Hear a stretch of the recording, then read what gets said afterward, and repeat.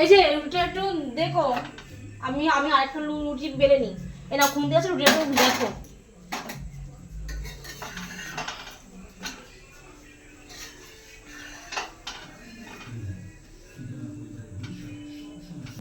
রুটিটা ভালো করে একটু উল্টে দিও।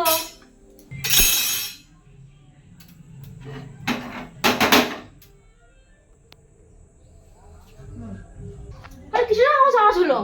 কিসের আওয়াজ হলো? আরে আমি তোমাকে বললাম উল্টে উল্টে দিতে, তুমি কষ্ট সময় তুমি দিয়েছো উল্টে।